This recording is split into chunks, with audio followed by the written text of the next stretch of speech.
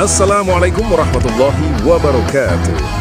Jadi gini bro, gue barusan nonton ceramahnya Muhyiddin. Dia bilang gini, saudara, majelis taklim itu di Indonesia itu pertama kali adanya di Kuitang tahun 1889. What? Tahun 1889 di Kuitang, majelis taklim pertama. Waduh, ini kalimat kalau diadu sama logika sejarah langsung KO di ronde pertama.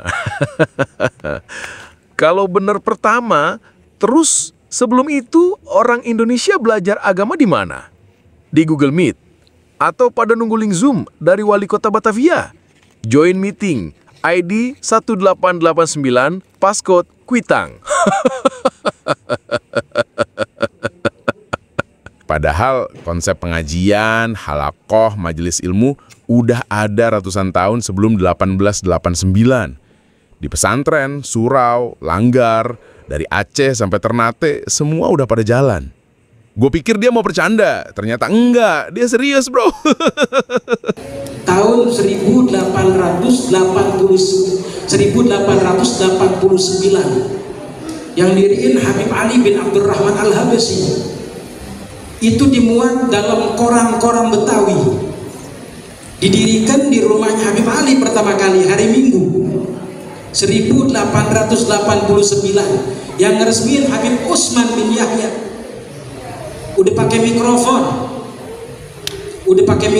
tuh waktu Tahun 1889 udah pakai mikrofon. Tahun segitu di Indonesia listrik aja belum ada yang terpusat, Dul. Listrik baru resmi masuk Batavia tahun 1897. Itu pun dibangun Belanda buat nyalain lampu jalan, gedung pemerintah, sama tram listrik. Jadi kalau di Kuitang udah ada mikrofon, coloknya kemana bang? Tiang bendera. Gua kebayang nih, majelis Kuitang tahun 1889. Habib Ali lagi ceramah. Assalamualaikum. Bzzz. Tiba-tiba suara keluar dari toa. Jamaah panik. Astagfirullah, jin apaan nih yang bisa bikin suara gede? Makanya kalau boleh dibilang majelis taklim pertama kali di Indonesia yang pakai mikrofon pengeras suara itu di Kuitang 1889. Jadi gini nih Dul, mikrofon emang udah ditemukan jauh sebelum 1889. Tapi bentuknya waktu itu masih mikrofon karbon dan itu pun peruntukannya buat telepon. Belum ada tuh ampli tabung. Itu baru lahir sekitar 1906 sampai 1908. Baru dipakai umum di 1910-an. Artinya, kalaupun ada mikrofon di luar telepon tahun segitu, suaranya lemah banget. Kayak suara orang ngomong di bawah selimut. Udah gitu mau ceramah di lapangan, ya paling yang denger cuma jamaah yang duduk satu ubin dari mimbar. Jadi kalau lo bilang pengajian di Kuitang pakai pengeras suara, itu namanya ndak brus. Tahun segitu biasanya ya corong akustik mirip gramofon tapi gede. Megafon tangan dari kaleng atau logam. Atau ya modal pita suara kualitas orator gladiator. Lu juga harus tahu nih, sistem pengeras suara listrik beneran, dari mic, sambung ke ampli, terus nyalur ke speaker, itu baru nongol sekitar 1915 di Amerika lewat Magnavox. Indonesia, kemungkinan baru kenal 1920-an. Itu pun karena dibawa Belanda. Nah, kalau di tahun 1920-an ada Habib pakai pengeras suara listrik, pasti dipinjemin Belanda tuh. Yang lobby Utsman bin Yahya. Kan mereka Hopeng alias akrab Saudi. Jadi kalau ada cerita tahun 1889 pengajian udah pakai mikrofon, kemungkinannya cuma 3. Teriak ke toples kosong biar ada efek echo. Kedua, pakai corong bekas nyeduh minyak tanah. Ketiga, jamaah depan bisikin ke jamaah belakang, sambung menyambung sampai ujung lapangan, dan di belakang kalimatnya udah berubah jadi resep sayur asem. Sebelum-belumnya nggak ada, saya udah cari-cari tuh. kitab mukatabat saya cariin tuh, nggak ada, sampai berita. Ya iyalah, nggak ketemu Dul. Kitab zaman itu isinya doa, hadis, sama pesolatan. Nggak ada bab cara setting equalizer toa model Thomas Alva Edison Horek. Dan lucunya, pas mau nyebut kitab mukatabat, ekspresi dia kayak lagi ujian hafalan. Mikir dulu, lupa judulnya, akhirnya main ceplos aja. Yang penting kedengeran Arab kan? Yang denger juga nggak ngeh itu judul kitab beneran atau hasil ngarang di tempat. Seumur hidup gua baca kitab, baru kali ini dengar nama kitab kayak gitu. Kitab mukatabat. Yang pernah gua dengar sih mutawallat. Itu pun cuma istilah buat kitab yang isinya panjang lebar. Lah, mukatabat apaan? Nama makanan. Kayak tempe di blender sama bongkrek dijual di warung pojokan. Sepertinya Mukibin ini lagi berusaha nunjukin kehebatan Habib lewat sentuhan teknologi. Tapi sayangnya, kepalanya malah nabrak sama tembok sejarah mikrofon. Alih-alih bikin orang terpukau, yang denger malah spontan ngomel, "Kibin kentir!" Takbir.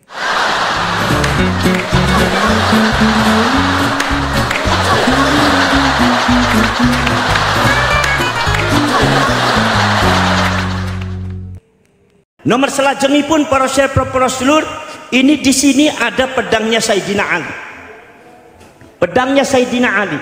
Ini menunjukkan bahwa perjuangan Wali Songo Indonesia Laskar Sabilillah itu adalah dipimpin oleh para ulama dan para kiai, yaitu adalah yang sudah nyata secara DNA dan sejarah para ulama Indonesia itu keturunan Sayyidina Ali min dzurriyyatir Rasul. Saudara, beberapa keturunan daripada Wali Songo sudah tes DNA. Termasuk alhamdulillah keluarga saya sudah tes DNA. Semuanya mengarah ke J1. Maka dari itu saudara-saudara kalian, ini menunjukkan saudara-saudara kalian, keturunan yang asli daripada dzurriyyatur Rasul itu adalah bukan dari marga Ba'alwi, dan ini sifatnya ilmiah. Tidak dengan kebukan, bukan karena kebencian, bukan karena hasud, bukan karena adawa permusuhan, tapi ini ilmiah, catatan dan hasil data ilmiah secara sejarah, secara manuskrip, bahwasanya dzurriyyatur Rasul yang asli di Indonesia adalah para ulama, para kiai yang ada di Indonesia. Dan keturunan Wali Songo itu dzurriyyatur Rasul, keturunan Sayyidina Ali. Jadi kalau keturunan Wali Songo itu Alawiyun Sayyidina Ali. Kalau Ba'alwi itu bukan Alawi, Alwiyun, karena keturunan Alwi bin Ubaidillah. Lamnya disukunkan. Awas beda Alwi dengan Alawi. Maka kalian menyebut Ba'alawi jangan Ba'alawi, tapi Ba'alwi. Ba'alwi bin Ubaidillah. Yang sekarang sudah didapatkan hasilnya bahwa Alwi bin Ubaidillah itu tidak ada catatan di dalam sejarahnya, sehingga Ki Imaduddin Al-Bantani mengatakan bahwa Alwi bin Ubaidillah itu adalah bukan cucunya Said Ahmad Al-Muhajir, bukan cucunya bukan putra dan cucunya Said Ahmad Al-Abah An-Nafat, artinya bukan cucunya Rasulullah. Itu kita harus ketegasan ada. Kenapa? Sebab penghancuran bangsa ini juga diawali dengan pengklaman terhadap mereka-mereka yang mengaku cucunya Rasulullah, akhirnya merusak bangsa ini dan merusak mentalitas daripada generasi muda Indonesia. Ini Sayyidina Ali.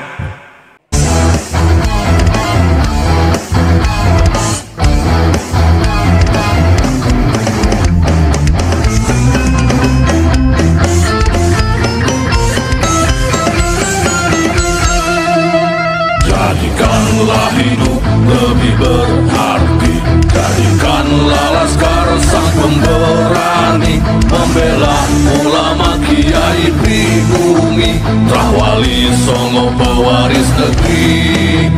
Gelora jiwa ini tak tertandingi, jangan coba-coba mengganggu negeri. Ulama kami terhina, kami pun tak terima, siap jihad jadi semboyan kita.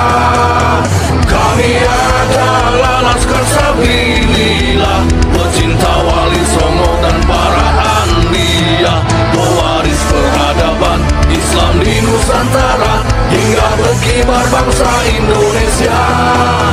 Kami perisai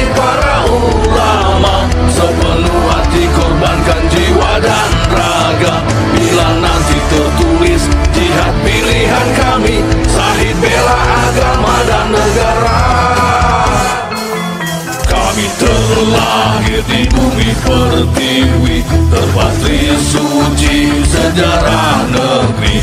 Korbankan darah nyawa leluhur kami, jangan kau coba rubah dan kau pecundangi.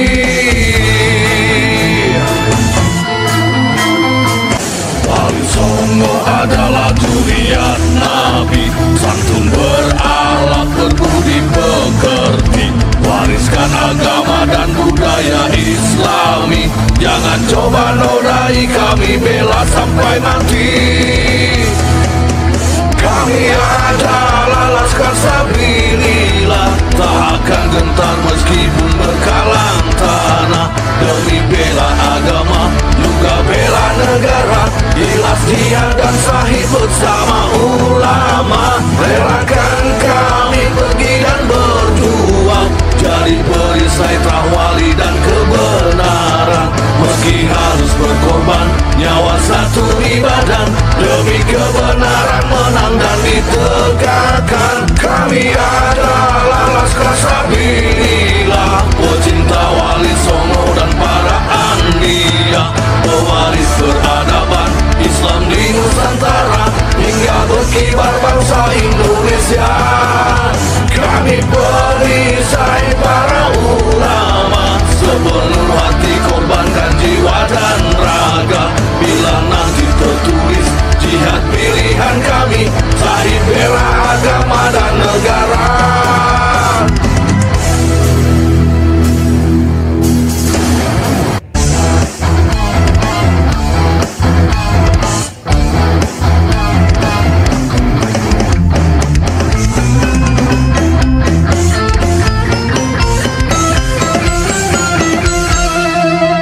Jadikanlah hidup lebih berarti, jadikanlah Laskar sang pemberani, membela ulama kiai pribumi, Wali Songo pewaris negeri. Gelora jiwa ini tak tertandingi, jangan coba-coba mengganggu negeri. Ulama kami terhina, kami pun tak terima, siap jihad jadi semboyan kita.